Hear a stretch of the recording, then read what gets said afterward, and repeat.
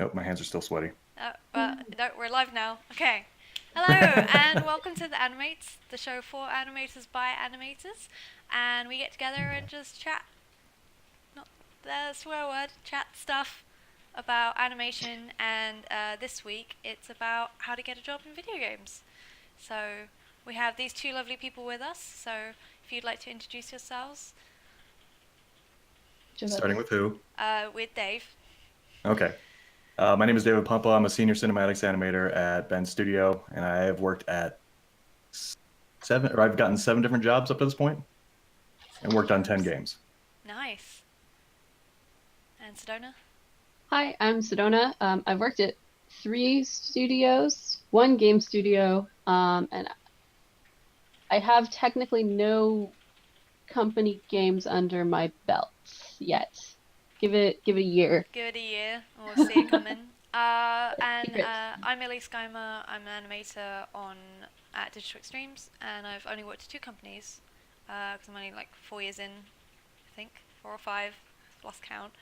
And titles shipped. I've had two big titles shipped, but I've also worked on a bunch of DLC, which would put it at like 15 or something. But they're all I don't know, 10 or 15 probably if you include all the smaller ones, but two like big Oh, that's big right. releases. Although you might be able to count Fortuna, because that shit is out and you should go check it out for free. Warframe just Yeah. had the update of the century, and we've been going hard and crunching, and everyone's been like working late and been super passionate about it, and it's we this company does not work like any other company that I've heard of, and it was so fun and so cool, and it was like one big game jam, getting everything out for release, and we literally finished working on stuff an hour before the whole world got it, and it was so to the wire and so crazy, and everyone seems to have taken to it. So go check it out. It's all free. The whole update is free. You have to pay for anything. So I don't know how we're making money, but apparently we are. But I've been checking it out this week, and it's a lot of fun. So, what was the other thing I wanted to mention? I've been a little bit slow on the upload for the last two videos. We've done Kyle Bunk, what Sedona has. She did an interview with Kyle Bunk last week, and also our last Animates video about, I think, learning animation. But we also, I think it was called Learning Animation. Those two are coming probably today because I've finally got time. It's been a crazy 2 weeks for me. So they're coming very soon, and you can check for updates on the-animates.com, and they'll all be up there on all the links, and you should check out our Discord because there's a bunch of cool animators and other people from the industry in there that are just lovely people. So that's all the plugs, I think. Do we have any other plugs we want to make? No? All good? Cool. I got nothing.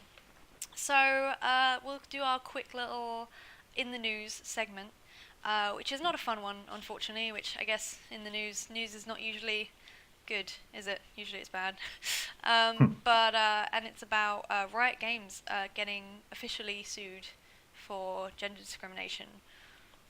So most of you have probably heard about this, but um, Riot Games has been under fire for a lot of gender discrimination and sexist behavior in the studio, such as requiring female employees to fulfill tasks above their title and pay grade without compensation, such as sexual objectification. There was a running email thread of the Riot Games hottest women employees, and crude like male humor and jokes, what people call bro culture, and also women getting called out for being too aggressive or ambitious or too annoying, which, as I think we've become aware now, are all words of women acting in a more masculine way and then been told not to. Like when you call someone bossy, it's like, what do you mean by bossy? You mean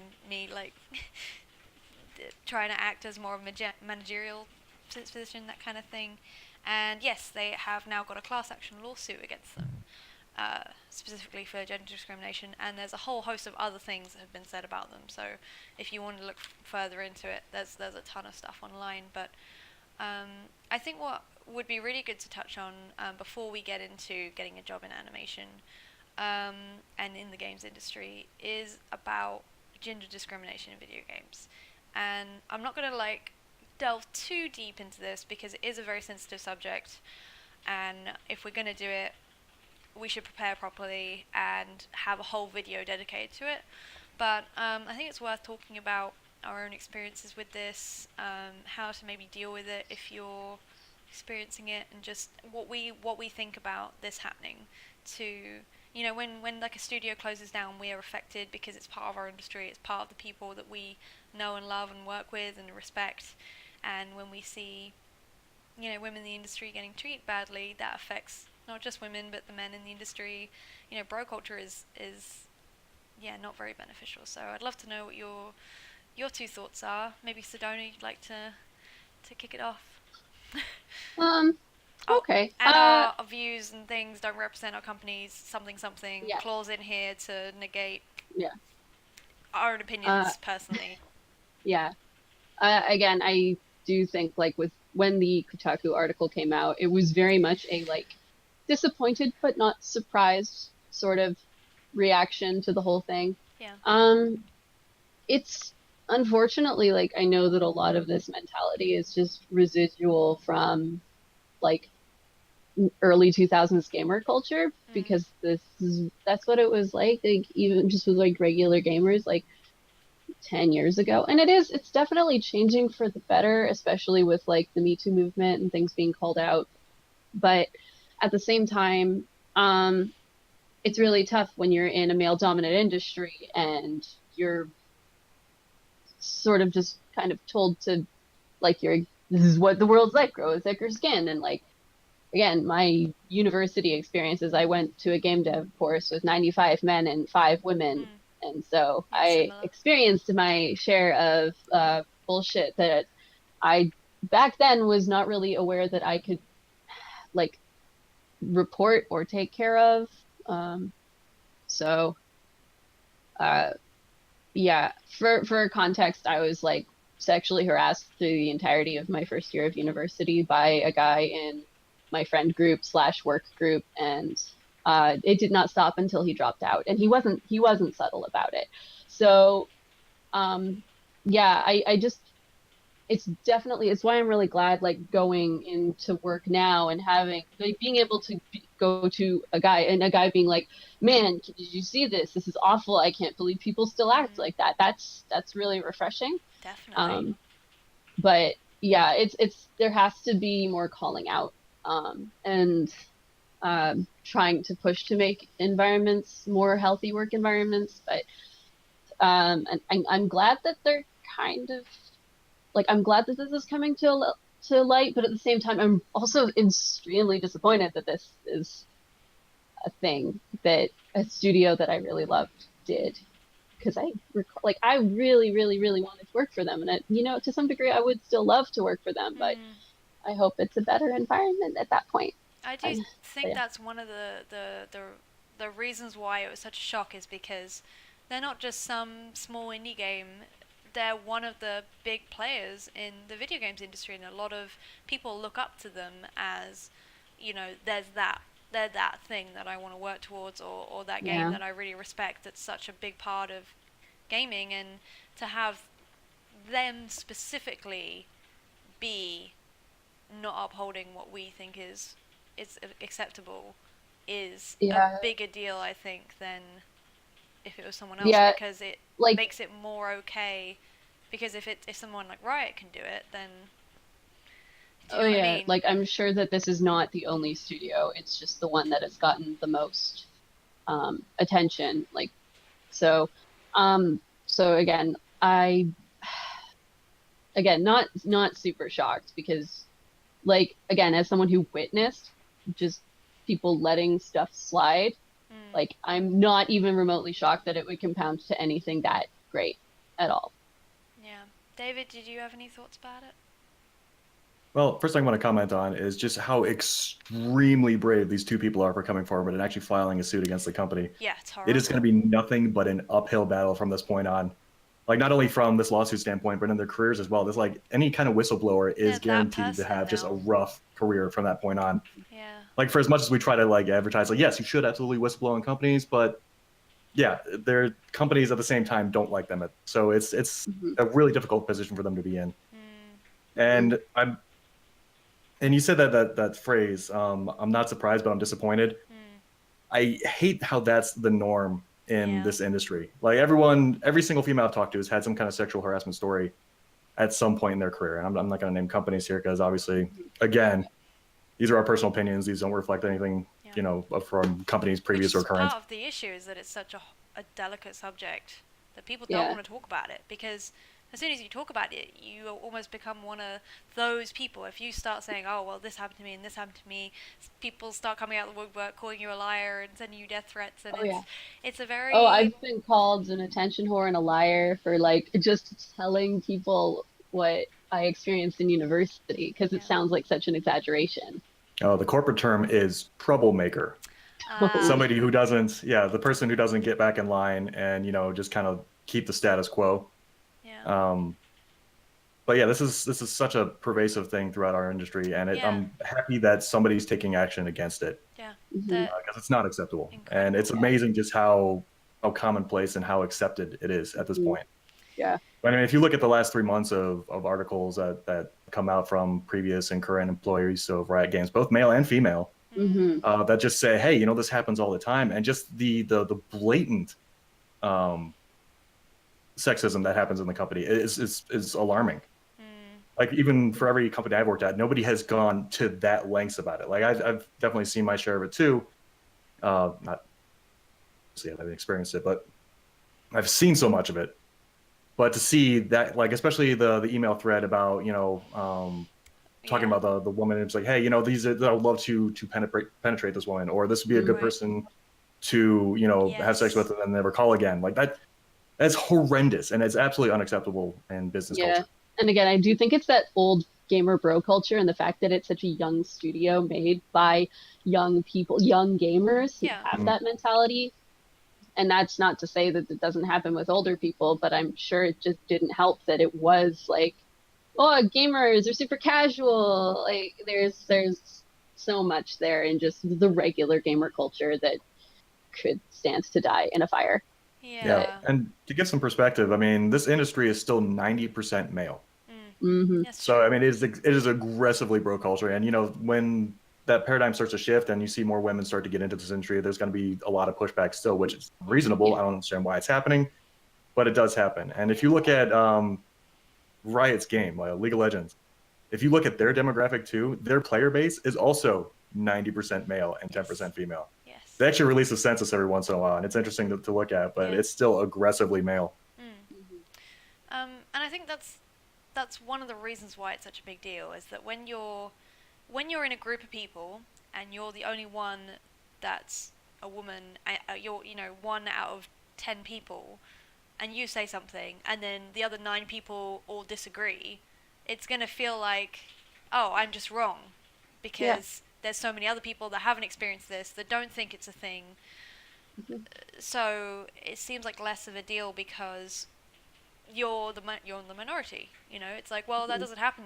I think you've just had one weird, rare experience where that's not a thing, Yeah. which is why it's so important to talk about. Hmm. But I think it's also weird that I don't know. I think there's some culture around women not saying no to men or being like growing up with this sense of not knowing where the line is and that what they're allowed to say and not say. And I think it makes it very hard to know when to go, okay, this is when I go to HR. Like, this is it. Yeah. This is the moment. Or just not knowing you have the options, like in my case in Right. university. I didn't realize what I was experiencing Yeah. was Or something if, absolutely reportable. And I think a lot of that was also just because no one, oh, at least you're being yeah, told you're a tiny bit I close. will Okay. turn up. But yeah, like Thanks. it's that if no one else is reacting, then clearly it's not as weird as you think, and you start to normalize the crap too. So it Yeah. was only like years later. And even then, like I still would have people dismiss what I'd experienced, like people that I knew who knew this guy and had witnessed it. Yeah. And so that whole like, and again, like one of the excuses that will never leave me is that, oh, he's okay when he's not around women. It's like, oh, great, that's all. Oh, well, shit. So Yeah. Oh, that's fine yeah, then.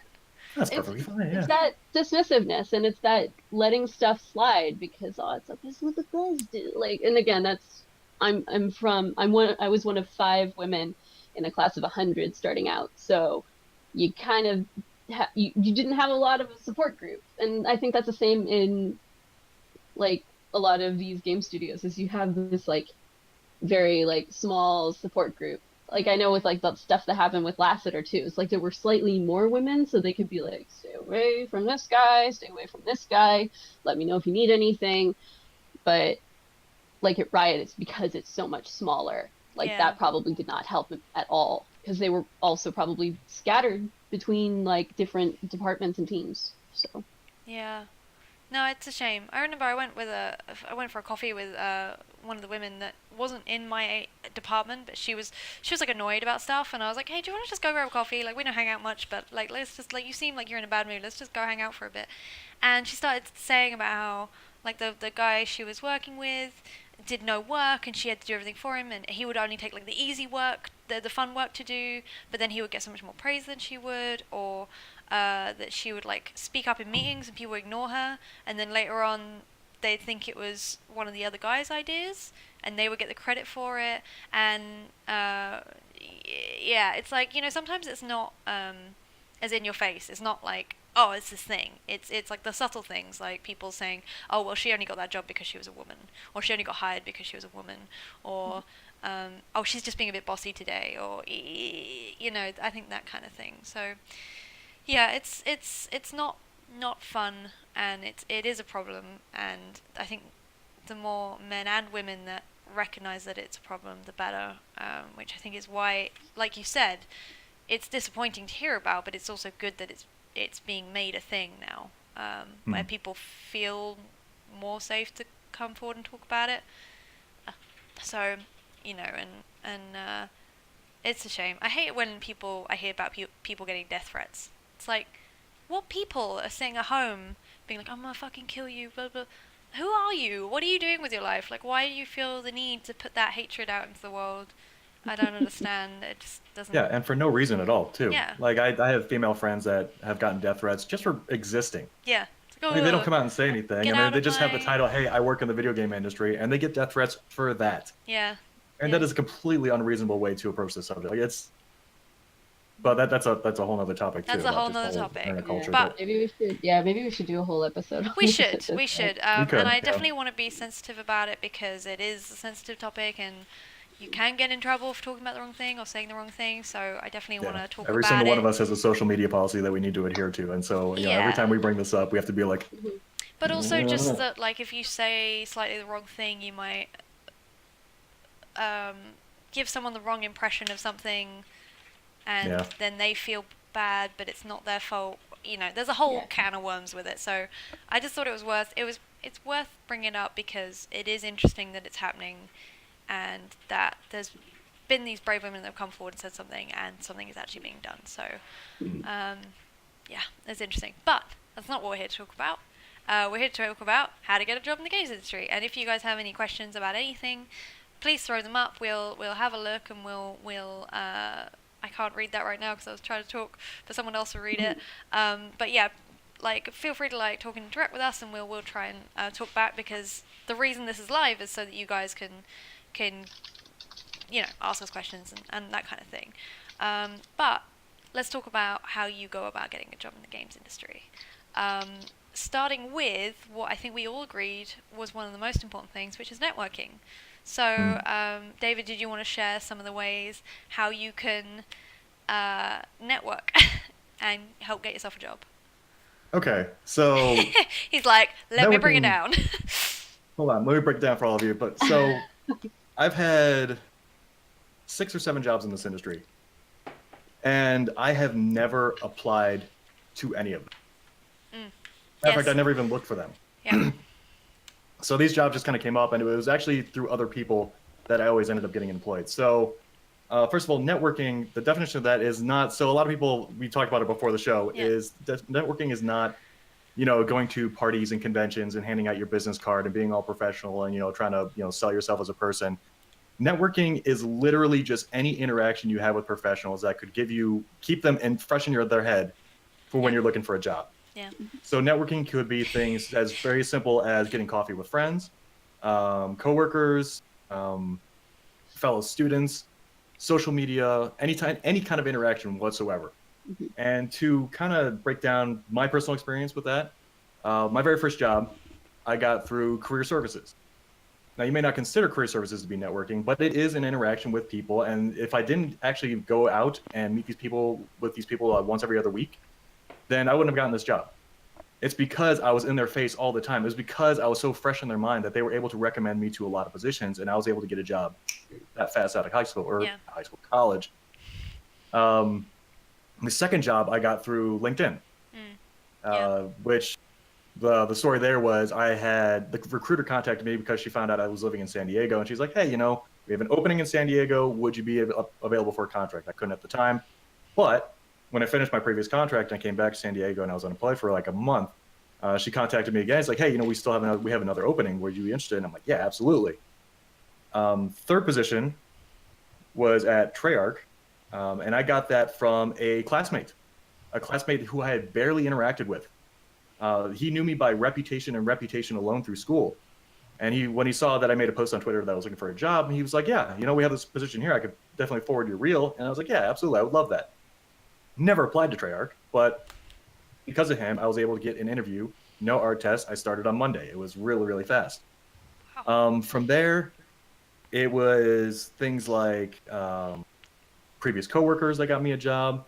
League of Legends, ironically enough, got me a job because I was a support player and my ADC was a production manager at Sony. No way. And through him, he was like, "Oh yeah, hey, I think we just lost the game." And in chat afterwards, he was like, "Oh yeah, by the way, we're working on this project. We have an animator position open. Would you be available?" I was like, "Hell yeah!" So sure enough, Whoa, that's 2 weeks pretty later, I was cool. on my way to San Diego again. Nice. And then from there, I got jobs through LinkedIn and Twitter again, and that's pretty much it. But see, the point is, you can get a job from anywhere. Yeah, If it's so true. long as you present yourself as a professional, so long as you make those connections and you turn out to be likable. I mean, it's very easy to get into networking. A Be lot of you are probably likable. networking without even realizing. So yes, networking, do it. It's a huge advantage. Yeah. I think something you Yep. said that was really important was most people think of networking as you turn up, you find a person, you latch onto them, and you're like, "Give me a job, give me a job, here's my business card, here's my showreel, go find me a job." Yeah. And like I've had people do that where they're like, "Hey, here's my business card, here's my showreel, do you think you can go find me a job?" And I'm like, "I know nothing about you." Or like, they're like, "Hey, I don't know you, but can you go recommend me?" And I'm like, Hmm. but I don't know you. Why would I recommend you? Yeah. So, I've definitely found that um, when people think of networking, they think of the bad networking. They think of Mm. randomly throwing business cards around where they're not wanted. One of the most annoying things is being at some convention and someone's like, "Here's my business card. Here's my business card. Here's my business card. Here's my Yeah. business card," and then It's they very leave, common. and you're like, "What's It's what's your name? What? Hello? No, I'm not doing I anything with have this. I have a Like good what?" story about Yeah. I have a good story about that from university. So, my school would do like a thing every year where we would attend the Montreal International Games Summit because there was a great student discount. The head of our faculty made like a competition where we had to try and get as many business cards from people as physically Yeah. possible for networking, except it wasn't so much networking. It's like, "Hi, can I have your business card?" Like, and Yeah. so there was like more points if you got like producer business cards. Oh Um, wow. but it was really nerve-wracking and I was really bad at it. I think I actually still have my collection of Mig's business cards somewhere. But I gotta yeah. say, the what I did learn in my second year of university is I ended up having a teacher who's now a pretty good friend of mine, and um, he taught us about networking. So essentially being like, buy a drink for someone, talk Right. to them, treat Yeah. them Be like like, a "Hey, fucking you're person, awesome. Can I ask go buy them you what a they meal?" do. and you can tell Yeah, me about how you work. Like, not I want a yeah, job from you, just hey, you're where I want to be. yeah, Can I just take you to lunch? I'll buy you lunch. Just tell me your secrets. yeah, Sure. I mean, it's for free lunch. What, I'm gonna say no.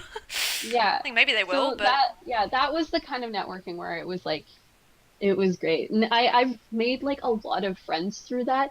So like one of my favorite examples was I was at Fan Expo and I saw this game that had initially been a global game jam game when the theme was Heartbeat. And so it was a demo for this game called Star Wall, just the tip. It's really fun. I highly recommend it. It's a very entertaining arcade game. Um, but I started talking to him and he explained they were based in Ottawa. And I was like, oh, I know someone who's like a developer from Ottawa. I went to school with him. He makes really weird games. His name's Dave Gradzowski. And you just see the guy's face change. He's like, you know Dave Gradzowski? Because that's how infamous this guy was. And then we just hit it off. And I've been friends with him ever since. And he's a super cool dev and you should follow them. I can like share, I'll share Star Wars and like that team because it just released another really cool game earlier this year. But like, yeah, I still have like a bunch of like business cards. I don't even whoa, think many of these are like makes ones, but like I I don't. definitely do try like business cards are still definitely useful, but if you manage to get their business card, like that's different from like giving them yours. But if you get their contact info, it's really nice. So like I have like Tina Naraki's business card from a workshop that she was running and like my old company head. I've got people from like Horizon Pipeline and like just like job fair stuff too. It's definitely good stuff to have. Hmm. But at the very least, like most of the time when it's come to networking, it's always been like Twitter. Like Yeah. getting Twitter handles from people because that's way Yes. easier than keeping a card. It's like, oh, what's your Twitter handle? And it's like, oh no, I talk about my anime crushes on there. But okay. And so they get to see the worst of me anyway. So if they want me in spite of that, it's No, I 100% did that at the last. Sorry, not the last, but the last one before that convention. I had that experience where someone was like just randomly giving out business cards to people she hadn't even introduced herself to, and I was like, well, why the hell? It made me like get annoyed at business cards because it was like this is the most impersonal thing ever. And yeah. then I started doing this thing where I just be chatting to people, and I'm like, oh, before I go, like let me follow you on Twitter because the thing is, that's like a thank you thing, not a hey do something for me thing.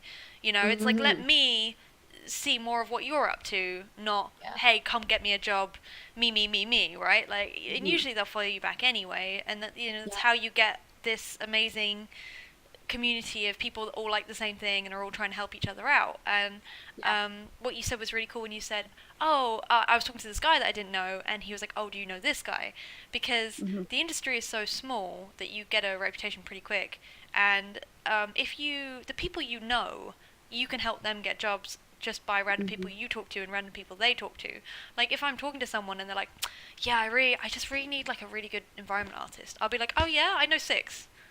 Here Hmm. are their portfolios. Do you like any of them?" Like, I'm just trying to help you Yeah. out. I'm not doing it for me. I'm doing it because, you know, and if other people are like, oh yeah, I just really need an animator, they might mention my name. And the Yeah. people you hang around with at university and the people you work with are some of the best recruiters you'll ever meet because they Hmm. will, if you're a nice person and you do good work, they will try and help you with work. I had a friend that um, I he we met at a conference thing, not a conference. We went to do a talk together, and Hmm. he knows who he is. He's probably not watching, but we just like really hit it off, and he was just such a nice guy. And he was like, "Yeah, I'm gone back to university, and I'm gonna be looking for work soon." And I was like, "Okay, well, when you're out, just let me know, and I'll see if we have anything." And he was struggling for work for a while, but he was such a nice guy.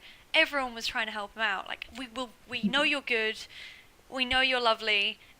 Like I've never worked with you before, and I've only met you for maybe like 24 hours, but I know you're a genuine nice guy. I really want to help you out here, and he ended up getting a job pretty quick. So yeah, it's I like seeing it as like a nice thing. When you bring other people Hmm. up, they don't mind bringing you up as Yeah. well, and it's Yeah. you know it's if we can all help each other, then that's great. Um, and the other thing you mentioned that was really cool was saying about social media. I think there's this weird thing in university where it's like, oh, I don't want to show this until I'm ready, and some people are never ready. Like Hmm. even though they're professionals, they've been in the industry forever, they're still not ready. They still don't like what they do. There's never a point where you're going to love what you've worked on, and if Hmm. you're waiting for the moment where you're absolutely 100% happy with it, that might never happen. And it's much easier to just start doing stuff and getting feedback and following other people who are doing cool things.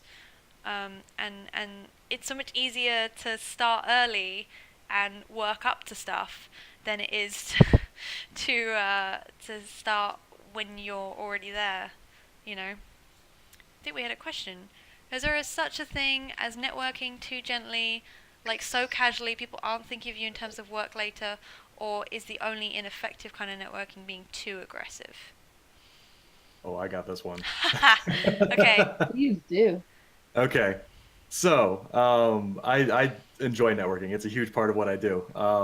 But Got the guru here. yes, there is. Yeah, so there is such thing as being too gentle with networking. So a good story of mine is actually when I got my job at Treyarch.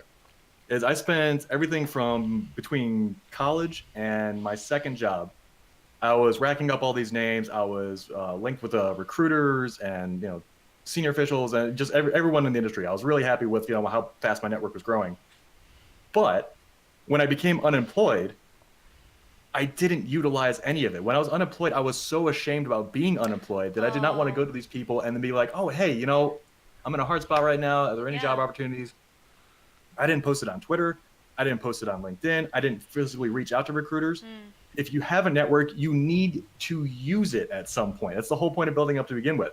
mm, And you don't have to be so aggressive about it, be like, hey, give me a job kind of a thing. And you don't have to, but it's okay for you to, approach a recruiter on LinkedIn and be like, hey, I'm going to be available starting this month, or I'm available right now. If you have any job opportunities, please consider me in the future. yeah.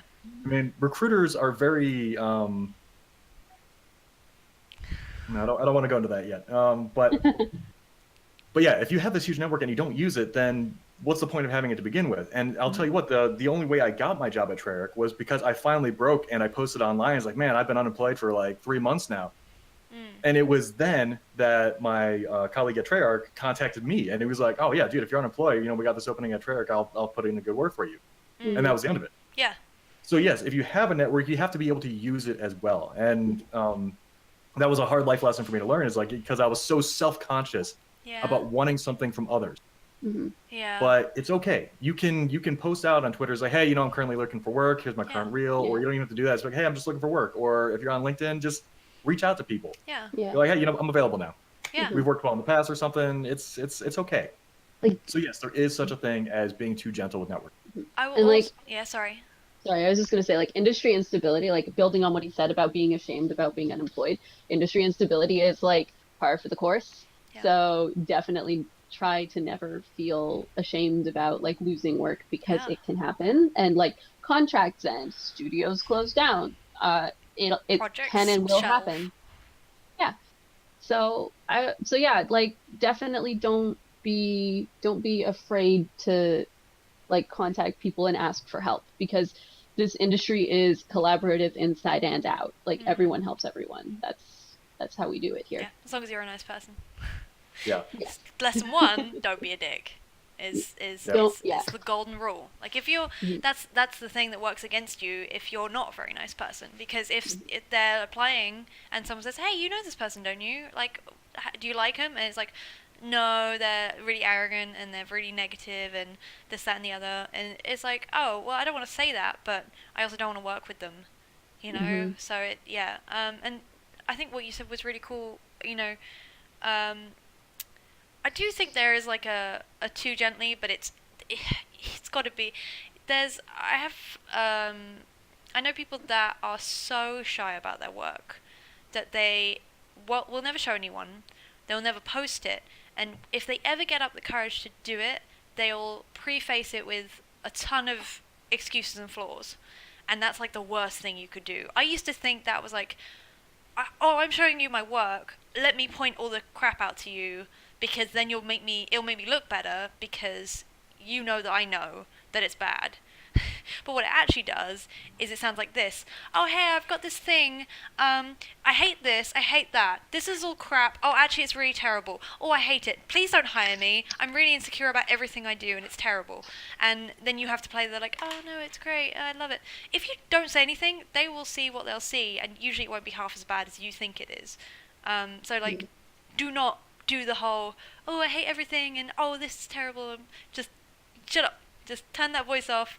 If you're in any like point where you're showing your work to people, just be like proud of what you've got, and at the most be like, yeah, it's what I got so far, but I'm still learning and I'm still trying to like make it better. Yeah, sure, do that, but don't be like, this specific work, I fucking hate this thing and this was terrible, and you know, you don't have to I do that feel. all the It's time with yeah, painting. it's I so do it hard so much. not to.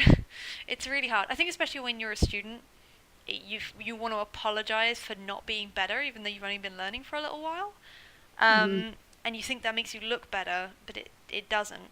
You should be confident about your work to the point where you can say, this is what I've learned and this is what I got so far, and I'm still trying to improve. Hmm. And that's as much as you need to say. And if they say, oh yeah, I think you could improve this, just say thank you. I'll look into that. I'll get on with that. I'll make sure that's fixed. That's a really Hmm. good point. You don't have to be like, oh Hmm. yeah, oh my animation's so bad, and oh my god, yeah, I'm so terrible at Yeah. everything.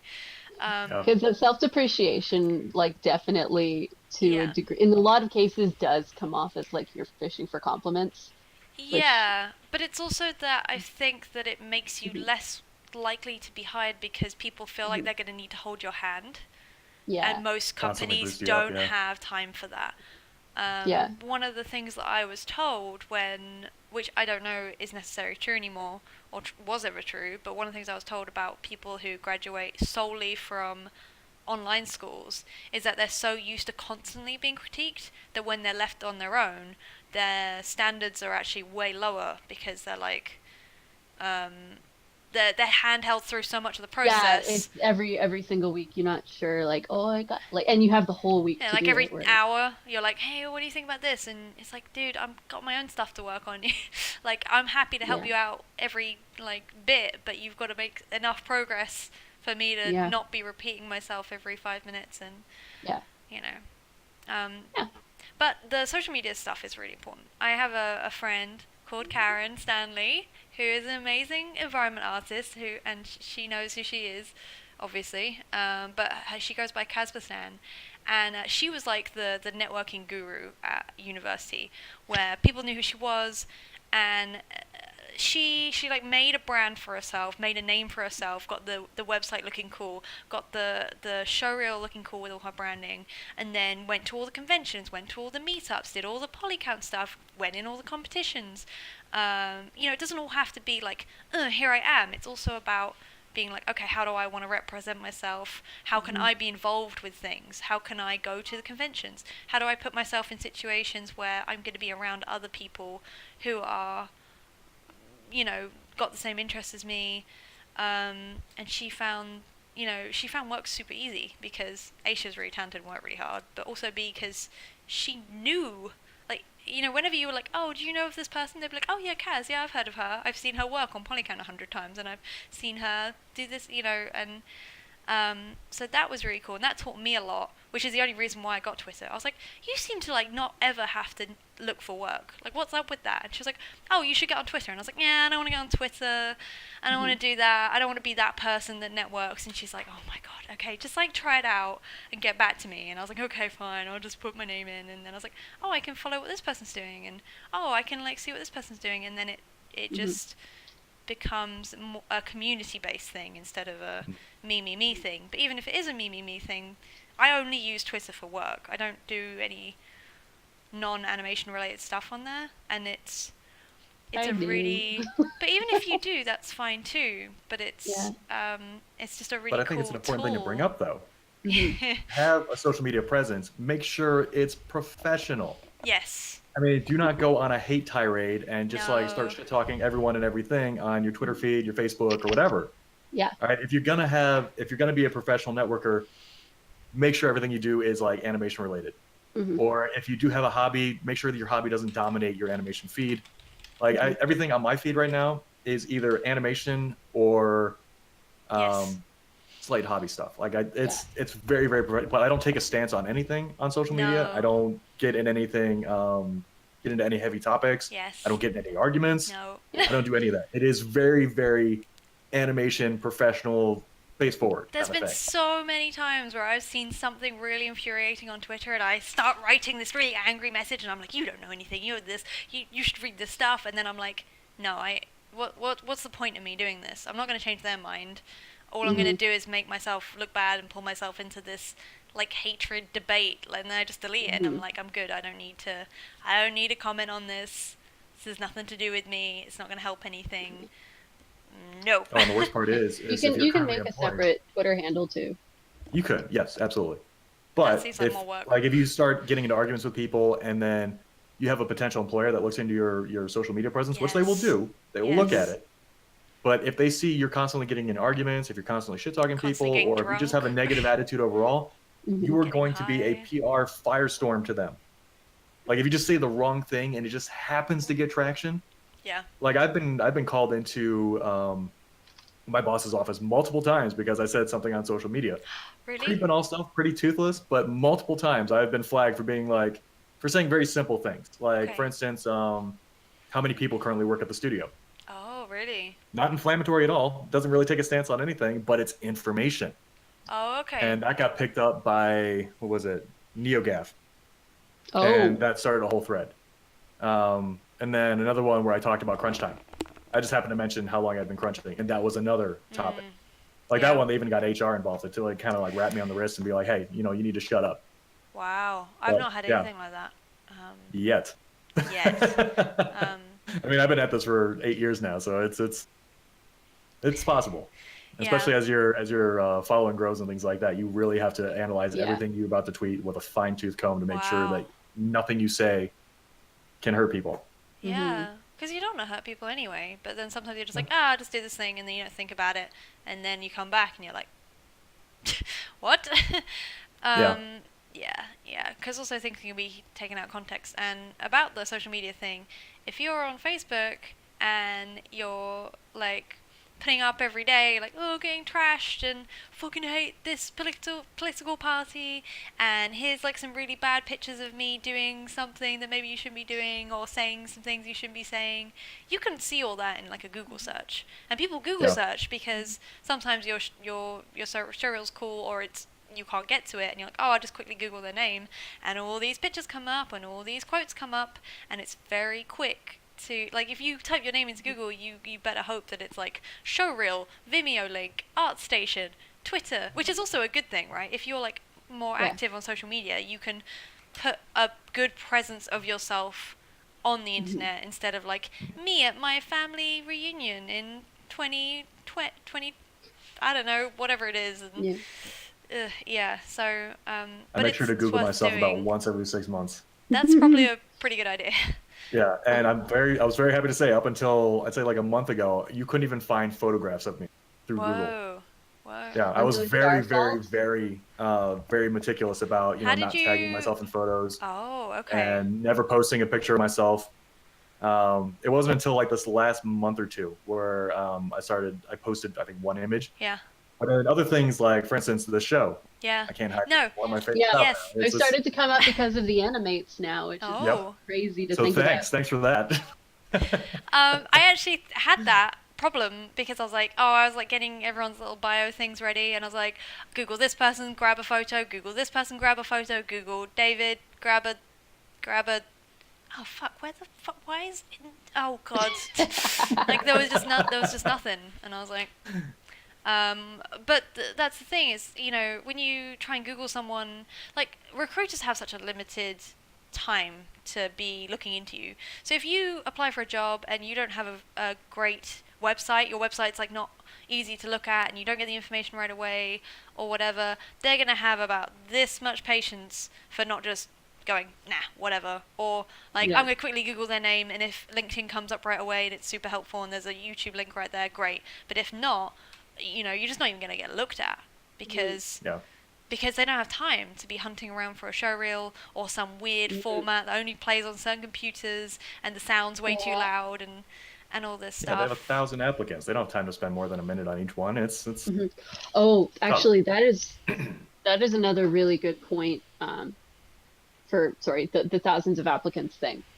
Sorry, Yeah. I shouldn't have interrupted. I No, apologize. no, do it. Yeah. No, it's all you now. It's this No, conversation okay, is fine. flowing. No, just Yeah, one thing that just to like sort of discuss like the thing about like a lot of these big studios, you're not the only one applying and you're not necessarily the best person applying. And there's going to also be like divisions with like HR is not going to know what to look for if Yep. they're the ones initially recruiting. And like same can be said with like yeah, like just general recruitment. There's going to be a barrier because they're hiring for everything.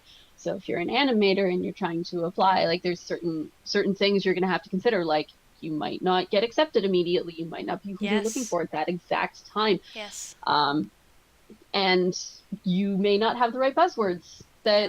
that HR like is sifting through. Like there are studios that will have keywords that they Mm. just filter out.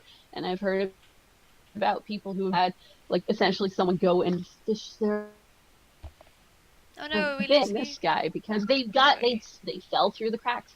Um and like so for something like Ubisoft, like loads of people want to work at Ubisoft. And for me, I was rejected at least twice Yeah. from Ubisoft before I got my job here. And th like there were plenty of reasons. Like initially, I wasn't experienced enough. I wasn't what they were looking for at the time. They weren't hiring at the time. And like all of my resume is primarily TV. Like Yeah. that was against me for Yeah. sure. Um, so I guess like yeah, one of the things is I really want to say is like expect to be rejected, or I shouldn't say expect to be rejected, not by every studio, just expect rejection, period. Yeah. Not by default, just it will happen. Don't take it hard. You're not blacklisted. You just have to roll with it. It's like, ah, shit, that's not working out. Let move on to the next person. Just keep applying. Like you never know where you're gonna end up. Mm. So yeah, Quick I note on really that. wanted to jump in. Yeah. Like I want to continue on that whole accept Yeah. rejection thing in a second here, but when you said there's a stack of 1,000 resumes and they do Yeah. like word searches and things like that, Yeah. that's another reason why networking is so important. Mm. Mm-hmm. Because the first thing a recruiter does before they start going through that stack is they send out a company-wide email and they say, "Hey, we're looking for these Yes. positions. Does anybody have a recommendation?" Yes. Every single time. Yes. And it saves them so much work because any recommendation that you're willing to give to a person is probably because you back them up and consider them a good employee. Yeah. They don't have to guess and nitpick and bite their nails over whether the person's going to pan out or not. Mm. They already have past experience and somebody who's willing to vouch for them. Yeah. Mm-hmm. And So not if you get recommended by Yeah. anyone, your name immediately goes to the top of that stack. yes, 100%. You get to surpass every single person Yeah. that decided. Yeah. Oh. Uh-oh. Oh. Oh no. Oh no. Oh, he's back. Hi. Are you there? Did I get lost? Yeah, what just happened? I don't disconnected. know. Is your camera working? Doesn't look like it. Uh-oh. That's fun. Oh. But I made my point.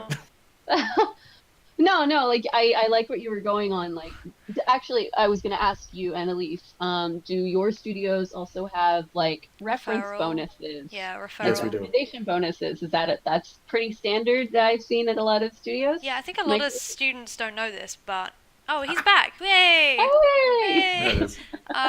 Yeah, a lot of like students don't know this, but a lot of companies offer a referral bonus to current employees that can get other people hired for specific jobs because it saves them money. So, and also if it's like it's a job that's very hard to fill, it's even more money. So if it's like, I don't know, let's say you've been looking for a year for a XYZ, then it's like, oh, you get like twice as much referral bonus, which is basically just some money in your pocket for saying thank you for helping us hire someone. So it's good for everyone. It's good for you because you've referred someone that you probably know and respect and like. It's good for the person that you're referring because they are now put to the top of the list. They're now regarded higher because it's not just them, it's them plus your recommendation of them. So if you're a good employee and you're vouching for someone else, they're probably also going to be a good employee. So that's when the whole friends thing comes into it really nicely. If you can like have that sort of thing going on, you might never have to look for a job again because people will just be like, Hmm. "Hey, I heard you were looking. Are you interested?"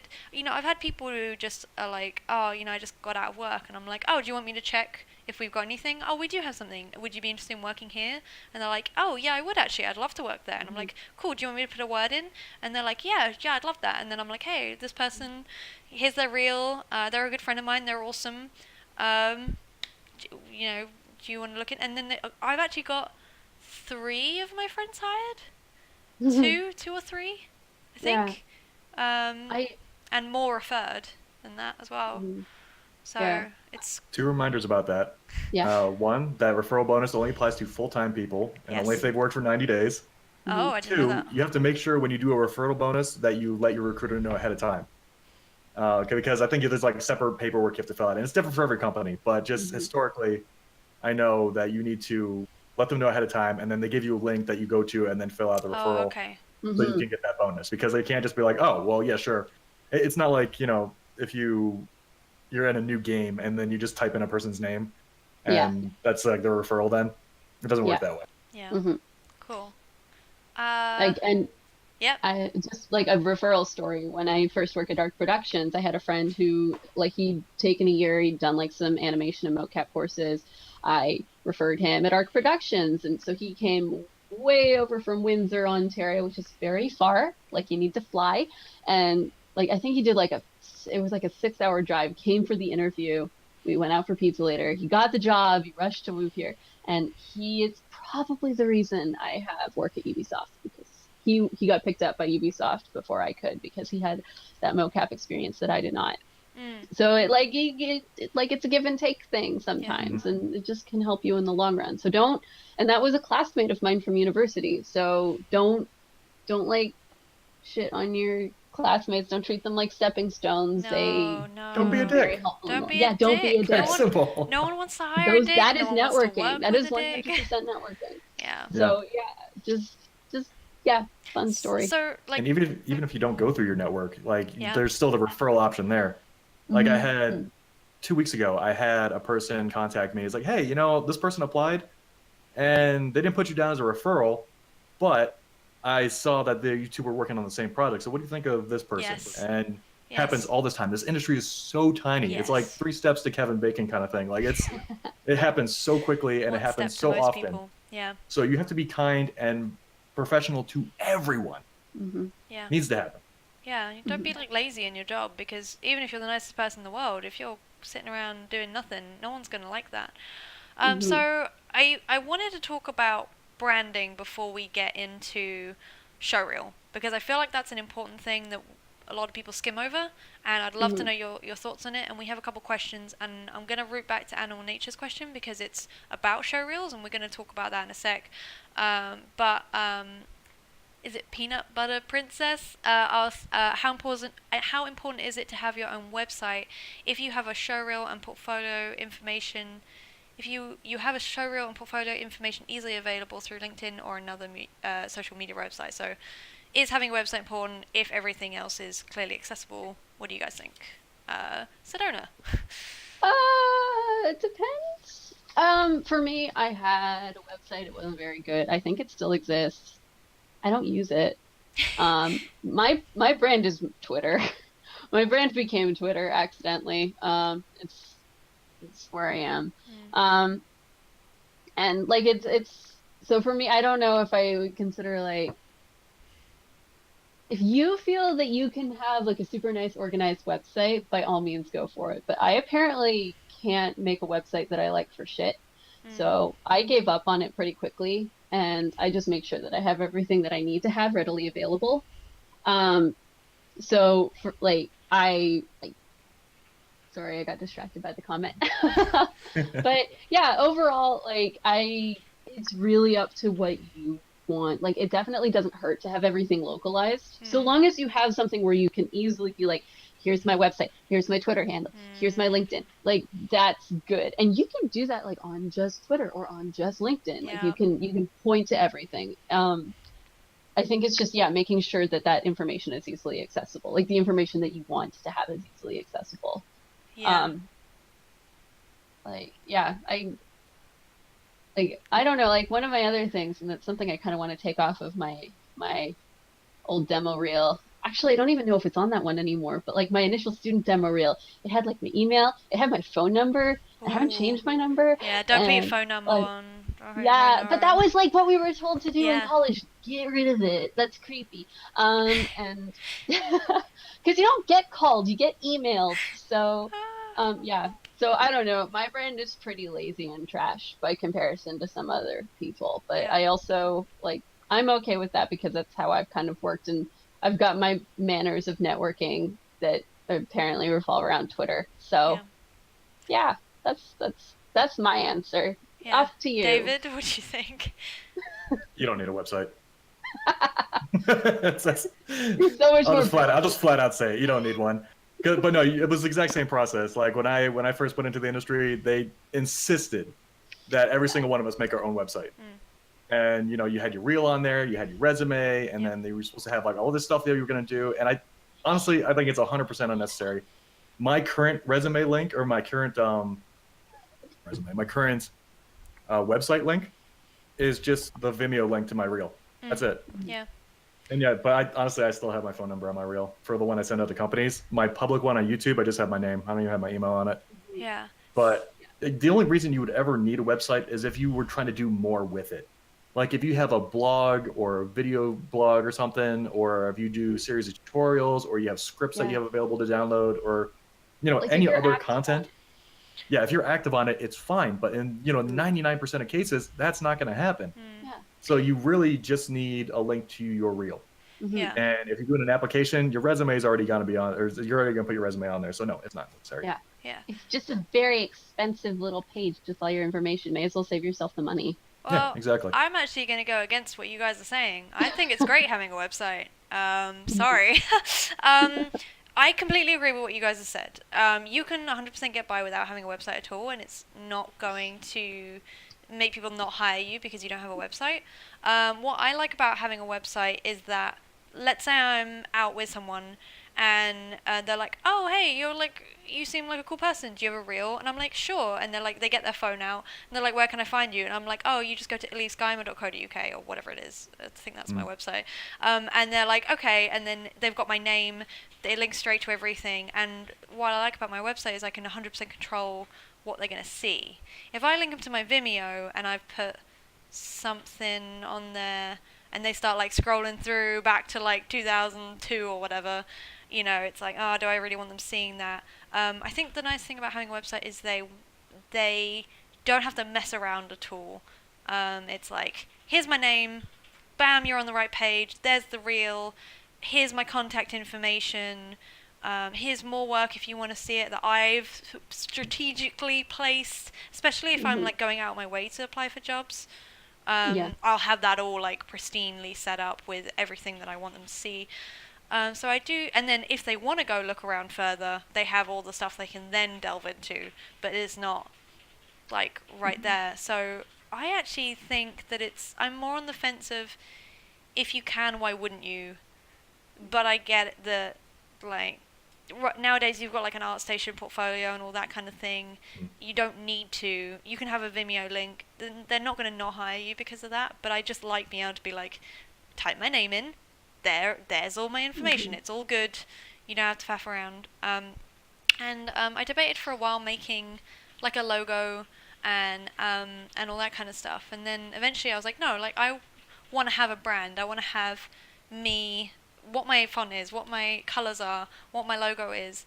And then I had fun with that because I then made like a little ident. I have like a little plane that like switches around at the start of my showreel. And the nice thing about that is people will remember that. I have had Mhm. people be like, "Oh, hey, I don't think I've seen your stuff before," and then the showreel starts playing. And they're like, "Oh, you're the girl with the plane thing that wishes around," and I'm like, "Yes, that's me." And they realize that they've seen my stuff before, and it's a nice little tie-in to other stuff I've done. So I'm slightly more on the, I think you should brand yourself because if you can, why wouldn't you? But it's not going to change if you have terrible work. it's not going to help anything. Yeah. I But got yeah, two sorry. notes to say about that. Yeah. So with the whole branding thing, I completely agree with that. I think it's nice to have a brand. Yeah. Hmm. One problem you're going to run into is, you have like your home logo, you picked out your colors, you have your whole kind of suite set out. Not everyone can do that. Yeah. And if you do it poorly, it's going to hurt way more than it will benefit you. I Yeah. just So asked unless you people can for actually, feedback until it was okay. well, they work, like it works great then. But Um, the other Yeah. thing too, there are websites that make it easier. I didn't do the whole yes, thing from seriously. scratch at all. Hmm. Drag and Yeah, you drop. can actually get a free website, no problem. The But Animates website actually is just a WordPress blog that has a format. I think it's called X theme, and you download that, and it's you just get a WordPress account. Sorry to cut you off, by the way. WordPress account. You get this X theme thing, and you basically get this drag and drop website, and you just bloop bloop bloop bloop bloop, and it's annoying as hell when you want something specific, but if you just need something basic, it's super quick. yeah, WordPress is fantastic for Yeah. that. Sorry, you're saying. But the other thing I wanted to say was for branding, like honestly, when people want to look me up, I tell them Google Shrill Llama. Yeah. And you Yeah. can find me on Twitter, LinkedIn, YouTube, Vimeo, everywhere. Yeah. Mhm. And my whole social media presence is so meticulously like sought out or looked after that I don't have any chance of them finding something I don't want them to see. Yeah. Mhm. Like it is all very tightly held together. So, Mhm. but that's enough. And usually, and people that usually ask me, I usually give them my Twitter address, and then from there they can follow me anywhere, Yeah. and that's usually good enough. Yeah. Good enough. Good enough. Yeah, no, that's awesome. So, I guess that's a kind of couple different. We've got like never really needed it, very tightly, and like Yeah. presented yourself, and then I've done bits as I've gone along. So it's like I didn't start out with everything. I had Mhm. one logo. I had like this bee thing. I was like, oh, I'm like a worker bee. I work really hard. That's the message I Oh, want to nice. send. Yeah. And then I was like, oh no, that's crap. And then I don't know if I still have it somewhere, but I had this little pig with balloons logo, and my whole thing was like, your You pigs can do don't the impossible. fly, but my pigs do, because I just make it work. And I had this little pig flying with a balloon, and that was my thing for a little while. And then I decided it wasn't professional enough, so I was like, okay, what else do I like? I love traveling. I don't know, I can't remember what the logic behind it was, but I ended up with this little paper aeroplane, and I just thought that was like inspiration, adventure, trying stuff out, travel, and I was like, okay, yeah, that's good. This is my thing now. And then from that, built the website. From that, built the ident. From that, did the Twitter. You don't have to go nuts and do every single thing in one go, but I think it is worth thinking about your social media presence and your online presence as somewhat part of your job. Like, don't leave it till when you need a job to start doing all that stuff. You can do that whenever, and it'll help you out later. So I think we had a question that was, yeah, is it, Charlie asked, is it better to post more often work in progress stuff, or less often and more polished work? What do you think, Sedona? Um, I'm a sucker for work in progress Yeah, me myself, too. but that's me. I don't know if I speak for everyone. Um, I really like, and this comes for art, this goes for animation. Seeing the process, also kind of helps me see how other people work. It Yeah. gives really cool ideas, and you can like kind of go and ask for feedback. And I don't think that's a bad thing because sometimes you don't know what to do, and sometimes you need to ask. So yeah, work in progress stuff I think is absolutely fine, especially if you're like happy with where you're going. And Yeah. I love seeing that like sort of like in the middle, not quite polished thing yet, Yeah. because it does show a lot of your work process. Something that is worth noting is that I've never met any of the people that are on the Animates in real life. We all connected through social media. And how the Mhm. Animates got started was I just put a post on Twitter saying, hey, I want to give back to the community and do like a thing. Does anyone want to do like a talk show? And I had a bunch of people get back to me, and these were the people that I chose from that selection of people. And that was all online. It was only the people that had a decent social media presence, because otherwise they wouldn't have been in my little circle. So, it does open doors that you wouldn't have otherwise expected. And I wouldn't have started this if, you know, I don't know. It's nice to have that community of people. I think it's great posting work in progress is. because I don't use my Twitter as my portfolio. I use it as my professional sounding ground slash connecting with other animators. So when I see someone post a work in progress and it's more student work, I'll like be like, hey, maybe you should like do this. Maybe this doesn't look as good, and that person has the benefit of having someone who's been in the industry look at their work and help them out. And then instead of putting that work in progress on their site, they can work on it and like post updates. And my argument to someone was, if I only ever posted completely polished, finished work, I'd probably do like 1 or 2 posts a year, and that's just not good enough. So I have to do more regular posts than that, and like work in progress and stuff. And I think it's great because other people will give you feedback on it, and it's also a good way of keeping yourself accountable. I found that's what I found with doing the Twitch streaming stuff. If I need to like get some work done, I'll just turn Twitch on. I'm like, well, can't like browse YouTube now. I gotta, I got one person watching, so, or it's being recorded, so I better try and animate. And you can get in the zone really quick if you think people are watching for some reason. It's like Yeah, the Twitch is great for pressure. that. Yeah. So I would say go for it with the work in progress stuff. I wouldn't like spam post though. Like you don't need to post an update every day.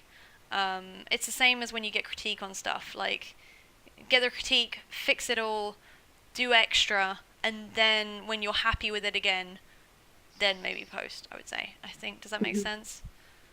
Were you Should gonna still say? be presentable. Yeah, and like I wouldn't post anything on Twitter. Like I don't know. There's certain things that you just wouldn't post. You wouldn't post like some crude joke. You wouldn't post. I don't know.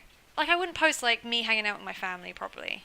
I'm like that's me doing my thing. But I might post me and my friends going up to Toronto and going to a game conference. I'm like that's relevant. I don't mind doing that. Do you know what I mean? Does that make sense? It's like I want my Twitter to be pages and pages of really cool and inspirational animation work. And if that's work in progress, that's still really inspirational.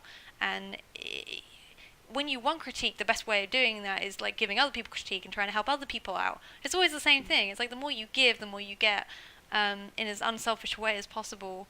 And just being active in following other people and being interested in what other people are doing is the best way to get that back for yourself.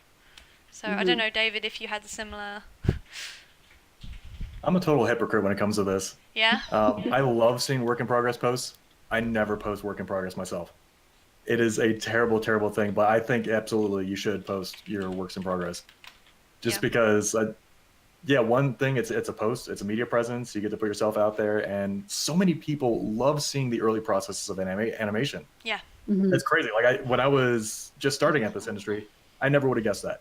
Yeah. Because I had the same ideas, like, oh no, I can't post something unless it's absolutely perfect, and as a result, I posted something maybe like once a year. Yeah. And But yeah, you should absolutely post things as you create them. We had one animator recently that did, for like 2 weeks, did a series of posts that were nothing but breakdowns. Oh, but they had a different, like they never took the animation further than that. They just did breakdown after breakdown after breakdown. And they looked cool. They looked really cool. And they were able to generate content so quickly that they, were able to really bolster their numbers. Yeah. But again, different social media platforms have different expectations. Twitter is such a quick thing that people don't mind seeing stuff that's rough. But when you go to Twitter, you expect to see stuff that's rough. So even if I had an employer look at my stuff and go to my Twitter, I would still expect for them to understand that the stuff that's on there is work in progress. And I usually say, this is a work in progress thing. If I put that on my show reel, they might get confused because they might think that is the quality of work I think is polished, but it's not. It's work in progress. I think we had a question earlier that was by Animal Nature that was, as a student, should we leave work in progress shots off of a reel if being given a review? So you should definitely not put work in progress shots on anything you want an employer to look at. But if I think when you say reel, to me, reel says polished work. Like, this is the best I got. And if that means it's half a minute long, it's half a minute long. You know, what are you going to do? Like, you can't magic out thin air. I'd rather see a Honestly, half a minute 30 long, seconds. yeah, a half a Yeah. minute long portfolio of great work than Hmm. 2 minutes long of, because you're defined by your worst piece of work. So Yeah. what I would do is have my like reel separate, and then if I was like going to someone and being like, oh, and here's my reel, what do you think? And they're like, oh yeah, this is cool, and then maybe at the end I'd be like, oh, and here's this thing I'm working on, what do you think? And then have that as like a separate thing. That's how I'd Yeah. probably roll it. 30 seconds to a minute and 30 is definitely the sweet spot.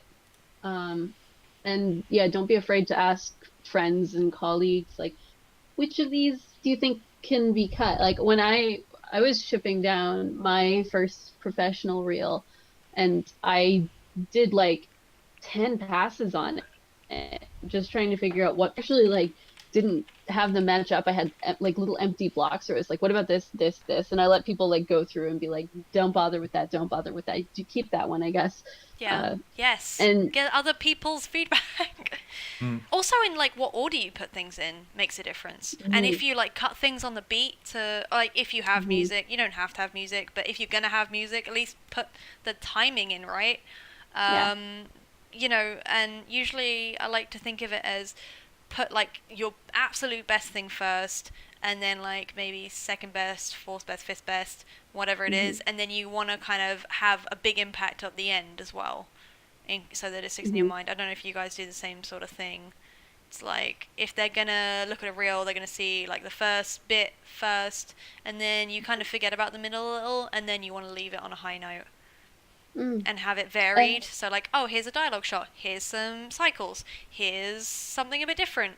You know, you don't want it to be like, here's all of this thing, then here's all that thing. No, is that just me? well, Well, there's it's a tough. good.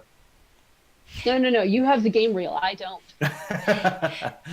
Okay, so that I have a couple notes about this. First of all, going back to the whole work in progress thing, yes, you can put work in progress on a reel, absolutely. Really? You think? But the only times I ever see it is for people who are well established in the industry. Like if you have, 3 to 5 years going for you, then yeah, you can put work in progress on that. And the only reason they do it is because they already have such a huge amount of content that they can put on the reel. Okay.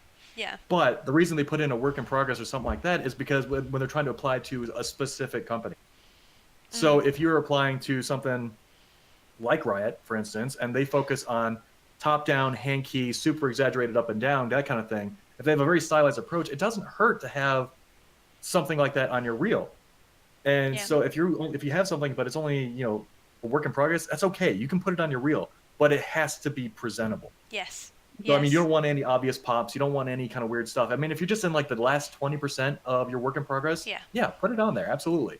Yeah. But if you're a student, don't do that. No, because Because they'll just chances are, like, assume that you don't know any better and you don't know that it's a work in progress, and that's not yeah, Yeah. something you exactly. want. It means that if you're like amazing all the way through and then you have this work in progress shot, they're going to be like, oh crap, do they not know that that's not the same quality as the rest of it? Do I need to be worried that this is now bringing down everything else in your reel? That's just not a place you want to be in. I will say Mhm, something that was really cool that happened to me. Uh, I won't say that bit, but I was on an interview. I was someone who was interviewing people for the junior role that we had open, the intern role that we had open, and this is all positive stuff, so I think I'm good saying it. But just because you've submitted your reel, it doesn't mean that everything's over. We had someone apply each year, and they got better each year, and it was great because it not only showed that they were really interested specifically in our company, but it was also great because we could see that they were improving. We could see how much passion they had for the game. All the stuff they were making was stuff that was relating to the game that we were making. And we were like, wow, this person is like, I respect that they keep coming back and they keep improving.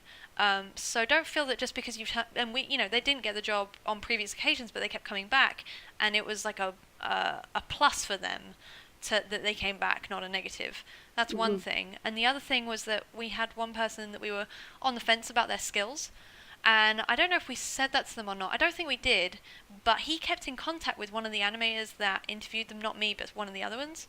and was like, hey, I did some more work. What do you think? Hey, I did some more stuff. More like what you thought you might have been missing. What about this? And he would give some feedback and he'd get back to him. And it was just really impressive because, we were like, oh, this one's kind of good, but this one's kind of good, but this one's kind of good. And then this guy was like, here's more work, here's more work. I polished that thing that you didn't like. What about this? And it looked really good in that case. Does that make sense? It's like, it, just because you've given your show reel in doesn't mean it's over. It's not over until they've said, I'm sorry, we've gone with someone else. And you can even always, then, it's you can always ask for feedback. Be like, one of the questions I like. There's two questions I love asking on an interview. One is, what is your favorite thing about the studio you work in? And it gives them an opportunity to pitch to you why you should work at the studio. And if they're like, I mean, you're like, oh my god, why would I want to work here? You can't even think of one reason off the top of your head why you like working here. Whereas if they're like, oh, I love this and I love that and this thing's so good and wow, I've been here like 10 years but there's still other things that's great, then you're like, oh wow, that's really good news. And the other thing I like asking is there anything in my showreel or in my work that you felt was missing, that's holding you back from like giving me an offer or something like that? Something like, is there anything that you would have liked to have seen that you didn't see? And if they go, well, I've not actually had them say no yet. I think I had one person when I got my first job.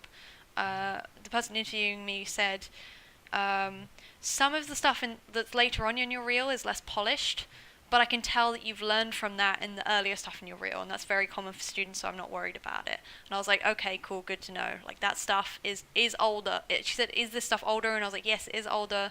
And she was like, okay, that's fine then. If you suddenly have a piece you did more recently that's then worse, it's like, well, okay, you should be getting better, Yeah.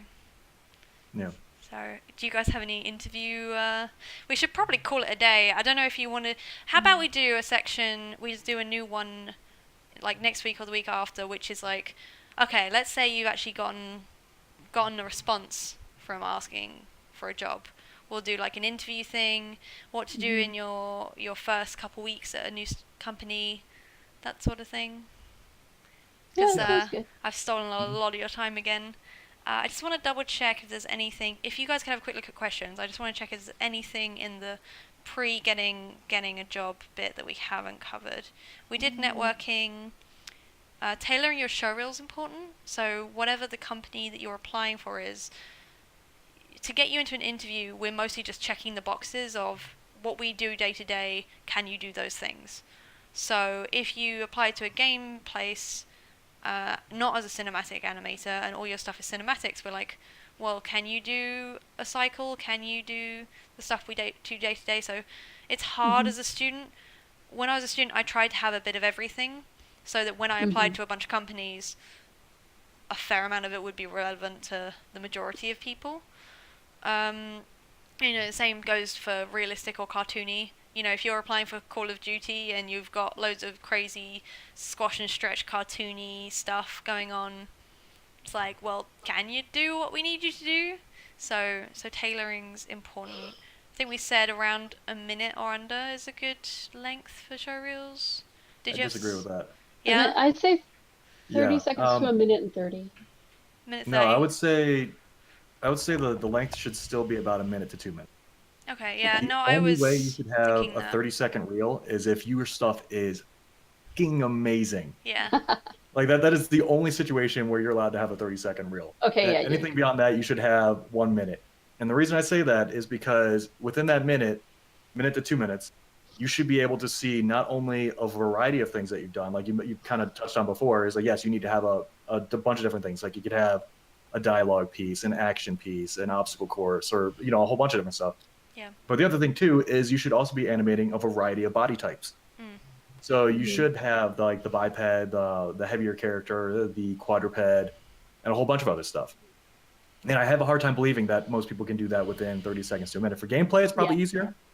But if you're doing it for more performance-based stuff, or if you're doing it for cinematics, you're going to have a harder time with that. So I think Yeah. you should still stick to the minute to 2 minute reel. Yeah, I agree. Can I also just say, like, for games, and I'm sure this doesn't stick just to games, but and I wasn't here for the mocap talk, but mocap's what I do, and it would definitely not hurt to have mocap on your reel. So if you could in any way learn how to clean up motion capture, if you want to get into games, that will help you immensely because it is used a lot more than you would expect. Yeah, and you can find it online. I know David had a link to someone before that had like available motion capture data online, so you can find it and have a play with it. And you don't. I think it was all free, wasn't it? Wasn't paid for. So yeah, that's all good. And I would say to anyone that's currently a professional and is already in a job, you still can apply for other jobs. I think there's kind of an unspoken rule that if you've just got a job, you should probably stay somewhere for minimum a year, friendly like 2 years. Like you don't want to be that person that leaves after 3 months for every single studio. Um, but if you've been somewhere for a little while, there's no harm in being like, but I wonder if I would quite like to work at this place. And then if you end up getting offered that job, you can either A, take that job, or B, go back to your Mhm. current company and say, hey, I've got this job and they're offering me, X amount. I actually would love to stay here, but this is a really great opportunity for me. Can we see what we can do? So Mhm. you can apply for. It's actually easier to apply for jobs when you still have a job than it is to do it when you don't. Mhm. So Yeah, Less stressful, less that's stressful. yes, that's yeah, actually something I had a hard time learning until this last year or two. yeah, Um, it as Tim Borelli once told me, he's like, it doesn't hurt to talk. yeah, So you should take every single meeting that comes up because you never know.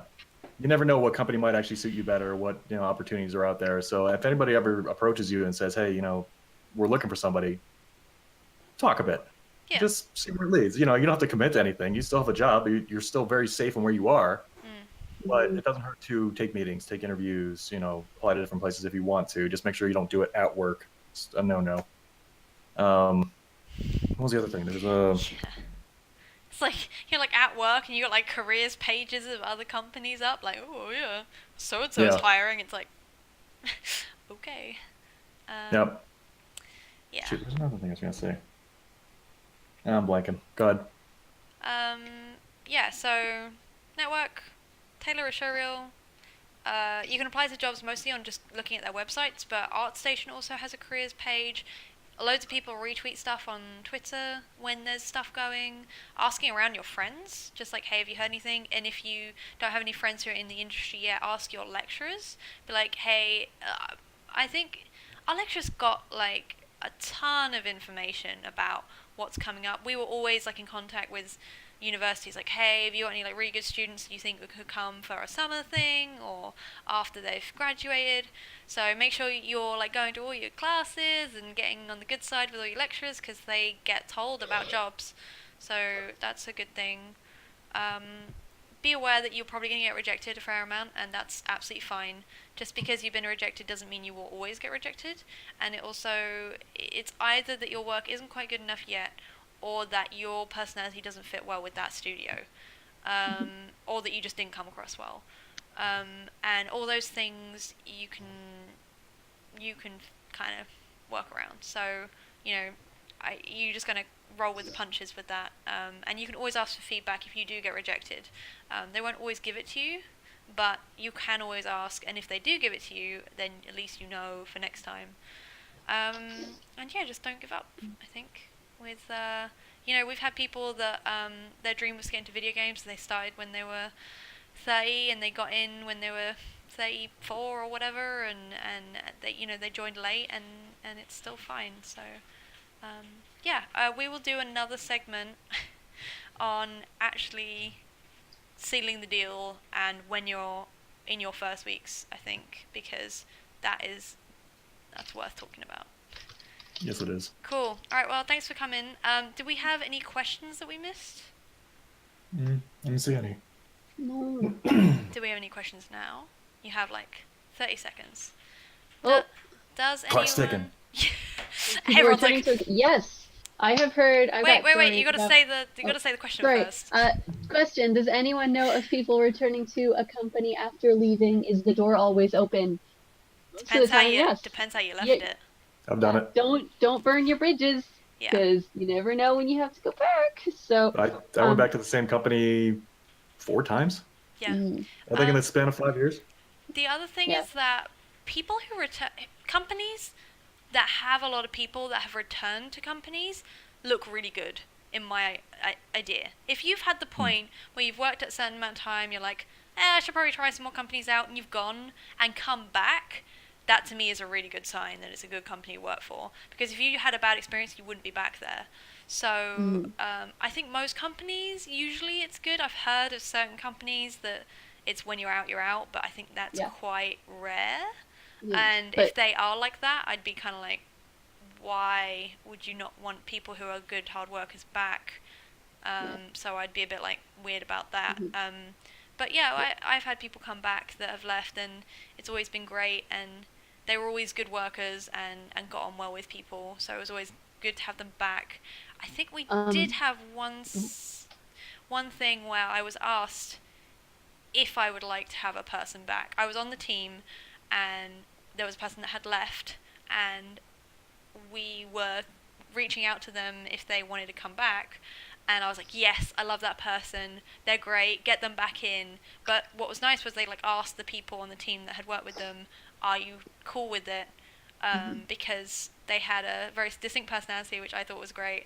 But some other people might have rubbed it on the wrong way. But Hmm. everyone said yes, we love them, bring them back, and they got brought back. So mhm, yeah, don't burn any bridges unless you're like, I hate that company. I'll never work there yeah. again. And even Um, then, try and put a nice face on things. I think. Yeah. Like one of the things that's really common in the industry is like essentially like tangential promotions where it's like cross like where you go to another job to get paid more and like then you can come back and you get a promotion when you come back. Right. So you can like Or so just use where it as it leverage. yeah, Yeah. that too. But yeah, it's like essentially you go and it's like where it would take you normally like 7 years to get to this director role that you want. If you go over this way and get have a job over here and you apply later on, you can actually get your promotion years sooner by going to a different studio. And it seems to be pretty standard. Mm. Like Yeah, it's a pretty it common is. thing. Hmm. And like I've seen oh, what's a really good example of like people coming back? Well, I have one, though it's a little on the extreme side. It was Any a place that has guy, contractors. Yeah. yeah. There was a guy at Arc and he left to go work on a movie at another studio and then he was leaving and his contract was ending and he was coming back to Arc. Except that weekend Arc went under. So Oh. he just walked in on Monday and sat down during dailies and everyone just cheered. That was it. He didn't have to reapply after quitting. They didn't Oh, want him to that's go. So he just nice. like came in and acted as if he never quit. And that was fine. That's nice. So I think people there's are like generally quite supportive.